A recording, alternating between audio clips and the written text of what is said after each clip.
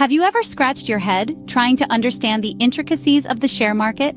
Well, you're not alone. The world of shares, stocks, and markets can seem like an intimidating labyrinth of numbers and terminology. But fear not, it's not as complex as it seems.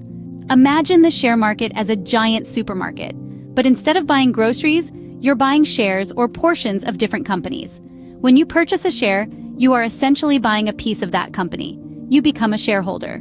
And as a shareholder, you stand to gain if the company does well and increases in value. Now, why would companies want to sell parts of themselves? Simple, they need money to grow their business. By selling shares, they raise capital without taking on debt. This process of selling shares for the first time is called an initial public offering, or IPO. This supermarket, or the share market, doesn't have a fixed price tag for each share. The price fluctuates based on supply and demand.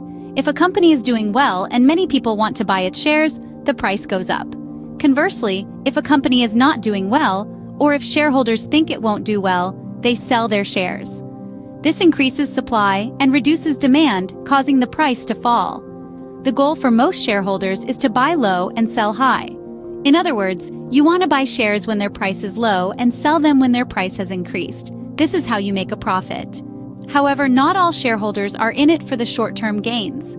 Some buy shares in companies they believe will grow over the long term. They hold on to their shares for many years, reaping the rewards as the company grows and prospers.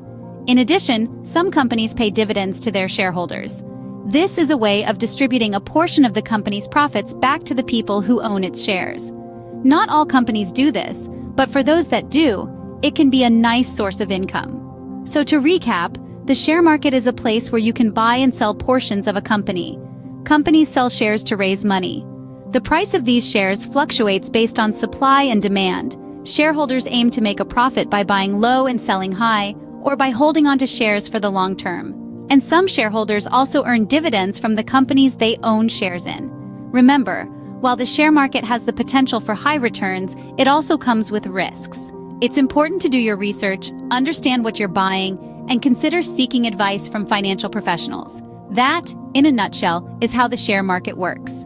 It's a fascinating world of risk, reward, and economic interplay. And now that you have a basic understanding, you're one step closer to navigating it with confidence.